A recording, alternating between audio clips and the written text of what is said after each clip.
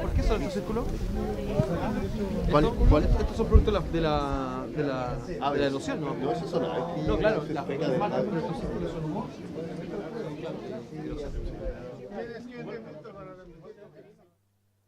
Se van a conmemorar los 500 años del descubrimiento del estrecho.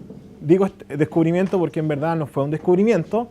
Y justamente esa misma visión nosotros tratamos de una visión mucho más de la descolonización, de entender que anteriormente había un pueblo originario y que en cierta forma tenemos que generar también esa discusión y principalmente desde Tierra del Fuego. Y vemos cómo ya se están manifestando diferentes instancias para conmemorar el 1 de noviembre del 2020 en base a los 500 años.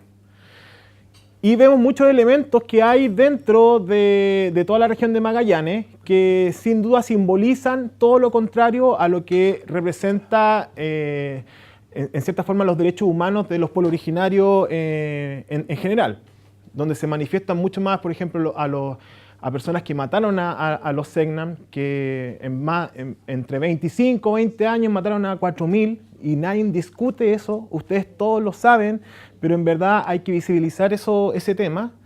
Y tenemos esta contraposición de estos grandes palacios en comparación a lo que ya no existe de los pueblos originarios. Entonces también sale una discusión que hace poco la Cámara de Diputados aprobó para que se reconociera el genocidio, que también es un avance que se está haciendo a nivel de Estado. Y también es como medio contradictorio, o no sé si anecdótico, pero vemos cómo en las exposiciones estamos hablando de los estrematolitos, que son el inicio de la vida, pero también este territorio también fue y representa como lo peor que es el tema del genocidio. Entonces como que estamos hablando de vida, pero también hablamos de muerte. Entonces eso también es interesante de visibilizar y verlo de forma muy crítica. Crítica en cómo se folcloriza incluso a los Selknam. Estos son imágenes de polera o en el metro en Santiago. Vemos pinturas que, por ejemplo, en Santiago también se pueden vender en barrios súper concurridos. La artesanía, o como por ejemplo en Puerto Natales se vende una experiencia Selknam con comida Selknam, rituales Selknam, donde los Selknam estaban acá, ni siquiera estaban allá en Puerto Natales. Hasta el hecho de tener, por ejemplo, productos de queso Selknam. Entonces, como que de alguna forma no hay un respeto a esas 4.000 personas que las mataron en 20 años. Entonces, esa visión crítica, en cierta forma, queremos relevar en este proyecto. Nosotros como Fundación Proyecta Memoria somos una organización que nace después del terremoto del 2010 en Concepción y nos dedicamos a tangibilizar las memorias de eventos que son desastres o negativos, en cierta forma, para una sociedad. Entonces, hemos trabajado desde Arica hasta Chaitén, conmemorando muchos desastres socionaturales, pero también ahora estamos viendo los desastres antrópicos, por ejemplo, con el tema del genocidio. Y así se desarrollan rutas, memoriales, museos relacionados a los desastres. Y, por ejemplo, lo que nosotros también tratamos de hacer es bajar todo el conocimiento científico a la comunidad. Que muchas veces los científicos se quedan en el paper o en el libro, pero cómo hacemos que la historia pública llegue a las comunidades y en cierta forma les sirva en su vida cotidiana. Entonces, por ejemplo, hacemos cicletadas en Chillán, donde llegan más de 1.500 personas relacionadas al terremoto 39, en relación al tema de desastre. Esta fue la que hicimos ahora en enero en Chillán. Y así, muchas fotografías, muchos memoriales, museos. Por ejemplo, este va a ser un museo que vamos a hacer en el terreno de Alto Río, relacionado al terremoto. Ya apoyamos un museo en Chanco, en la 7ª región, donde rescatamos el adobe, trabajamos con escombros. Ahora también estamos trayendo escombros de Oriente relacionados a las guerras. Placas, que es como algo muy simple, pero que sin duda es relevante. Y también impulsamos desde la Cámara de Diputados el Día Nacional de la Memoria y Educación ante Desastres. Eso está netamente relacionado a desastres socionaturales, ¿ya? Y este es muy probable que se vayan a conmemorar ya en el 2020, el 22 de mayo, por el terremoto del 60. Entonces, yendo a la realidad de Tierra del Fuego y de Magallanes. Existen vestigios ¿existirán vestigios relacionados al genocidio o a la matanza de los Selknam? Entonces ahí nos dimos cuenta que claramente la arquitectura que desarrolló los pueblos originarios era muy efímera, lo cual hace que no tengamos elementos tangibles, pero vemos cómo constantemente también hay una discusión y una cierta relevancia de relevar. Por ejemplo, este es el libro de acá del museo, nosotros vinimos hace como un mes, y estaba como este mensaje: justicia para el pueblo Selknam. Y ahí nos dimos cuenta, gracias a Alfredo, porque obviamente le ha investigado mucho sobre el territorio, y la Casa Hobbs, o Casa Gente Grande, es la estancia más antigua que está en la parte chilena desde 1885, 1883, y que en cierta forma fue el primer elemento que incluso los mismos Selknam tuvieron que haber visto, así como qué onda esta mole que está creciendo, y como que en verdad claramente para ellos es algo netamente, totalmente diferente, y que la casa en cierta forma está súper en buen estado. Está en la Bahía Gente Grande, y estos son como algunos de los elementos que nosotros podemos ver o que tratamos de hacer una ruta patrimonial relacionada a los Selknam. Hay mucho de lo figurativo, pero nunca como un vestigio tan tangible relacionado a los pueblos originarios. Y vemos, por ejemplo, este maniquí que hay acá arriba, que sin duda hay que ver como un cambio museográfico también en relación a cómo estamos hablando de los Selknam. Y existen ciertas rutas relacionadas a los Selknam que, sin duda, por ejemplo, esta ruta que le hicieron unos profesionales de la Católica, no consideraban la estancia Gente Grande o Casa Hobbs como la primera casa, y entender que también en esa bahía fue cuando ocurrió el primer encuentro. Entonces, eso fue el 1527, el 11 de septiembre fue. Sí. Que ese fue el primer encuentro incluso, que está en ese mismo territorio, en ese mismo espacio. Entonces también tiene una carga emocional o una carga simbólica importante. Y este es el cartel que uno ve afuera de la estancia. Y aquí un poco más detalle donde está ubicada en la bahía. Y esta es la casa. Una casa que tiene alrededor de 70 metros cuadrados. Está bien mantenida. En cierta forma hay que hacer unos cambios de estuco o cambiar papeles, pero en cierta forma la madera ha resistido, tiene más de 138 años.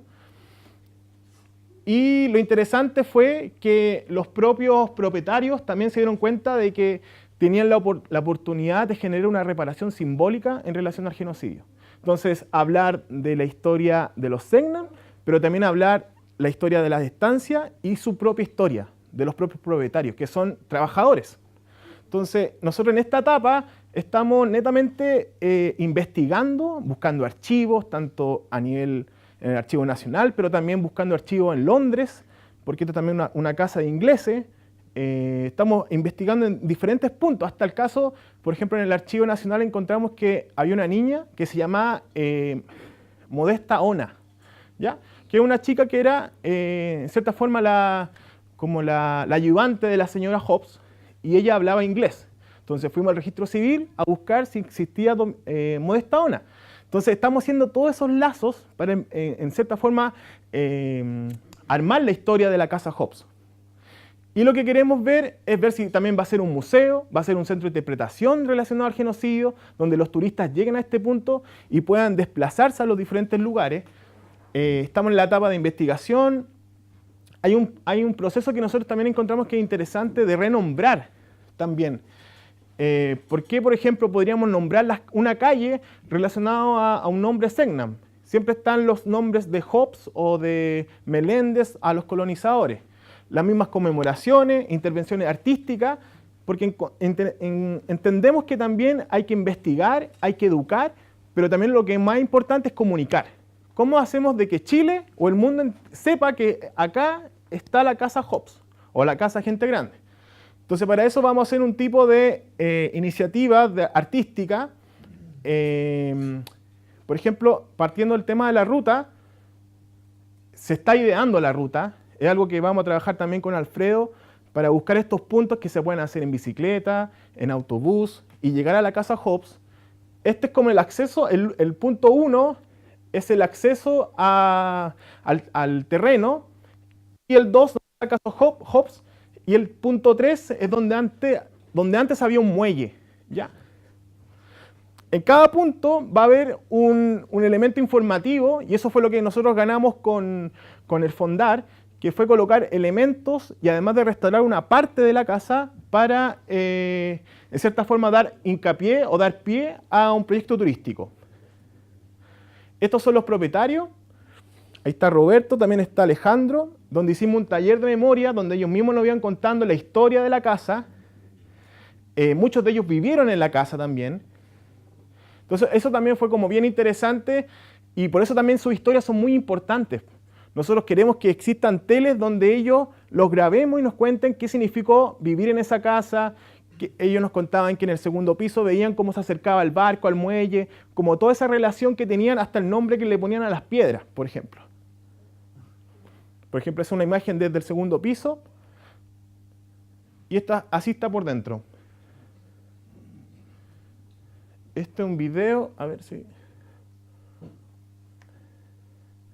se pueden dar cuenta cómo está la casa, que está súper bien, la estructura está buena, solamente hay un tema de pintar, y lo que se va a ver es ver, como estamos en el proceso de la investigación, es ver si incluso dentro de la casa solamente se habla de la historia de la estancia, y en el contexto como un parque se habla o se interpreta la historia de los Selknam, justamente porque no vivían adentro. Y eso es lo que se está viendo ahora, y que también va a ser a través de una acción o una metodología de acción participativa, que también es importante los operadores turísticos, que ya tuvimos una reunión con ellos, la comunidad educativa, la junta de vecinos, el gobierno local. Entonces todo armando en cierta forma este relato en relación a este lugar, que es uno de los más antiguos de Tierra del Fuego. Entonces también lo que quisimos fue no colocar elementos, porque lo que pagaba el fondar son elementos informativos, señalética, que es lo que es bueno dar como el hincapié o la confianza a los propietarios que vamos a empezar a desarrollar los proyectos. Entonces, uno de los elementos es rescatar piedras del territorio, no colocar elementos artificiales, sino que colocar estos elementos verticales y señalando los nombres, la información a través de placas. Entonces, por ejemplo, esta es una piedra que es la que encontramos con los propietarios en el mismo terreno, que es una piedra que tiene 2,5 metros y que supuestamente va a estar afuera, señalizando el acceso hacia todo el conjunto. Después nos dimos cuenta que no queremos ocupar la mesa informativa, que está muy utilizada en todos lados. Podemos ver acá en casa, en Porvenir, en todos lados está la mesa informativa con las fotos del Selknam. Entonces, claramente también vamos a ocupar la piedra con la placa, que es mucho más elegante, más sobrio, y que se puede disponer en diferentes lugares del lugar. Y estas son las piedras que hay en el territorio, que son súper bonitas. Y este es el último punto, donde estaba el muelle, que ese muelle era lo que incluso era el punto donde llegaba la madera, la alimentación a toda Tierra del Fuego. Entonces también es muy relevante y de poner en valor. Y como incluso los mismos Selknam hacían una cotidianidad de mariscar, y cómo también podemos hacer ese juego. Y vemos proyectos como en Arica, la Escuela de Danzota, que también es como bien interesante cómo interpretan la cultura chinchorro. Entonces también se puede hacer ese juego con ese proyecto. Y para finalizar, bueno, esto es lo que nosotros hemos estado haciendo, la investigación. Así, mucho archivo, así, mucho polvo, buscando libros, investigando sobre la casa. Podemos encontrar mucho sobre la historia, hasta los mismos nombramientos de los Selknam, como, no sé, antes se llamaban un nombre Selknam, le ponían Ona, María Ona, José Ona. Entonces, eso está en los archivos en Santiago. Y vamos a hacer un proyecto también de intervención, donde vamos a involucrar a la comunidad educativa con jóvenes, donde, no sé si conocen la técnica del frottage. Ustedes hicieron este juego como con una moneda y con un lápiz grafito, ¿ya? Eso es una técnica francesa que se llama frottage. Entonces la idea es tratar de frotar la casa Hobbes, tener como ese negativo y poder trasladar en una tela, en la forma de la casa, a diferentes puntos de Chile. Entonces, por ejemplo, va a estar Casa Hobbes en Punta Arenas, en el Museo de Bellas Artes, con esta envolvente, con los que son las ventanas, las maderas de toda la casa. Y eso se va a hacer con los jóvenes de acá de Porvenir. Estas son como algunas imágenes objetivos, donde también van a estar las televisores mostrando cómo es el paisaje, el sonido de acá de Tierra del Fuego. Y así. Entonces eso también es importante de cómo uno hace un proyecto, pero también cómo lo comunica. Entonces por eso encontramos que es crucial llevar esto a Santiago, que es como, no sé, en la mañana hablábamos de la zona periférica, tenemos que llevar estos proyectos hacia el centro político económico, que es Santiago, para que tenga impacto, y también todo en el marco de los 500 años, que también es una buena fecha para generar esta discusión. Eso. Gracias.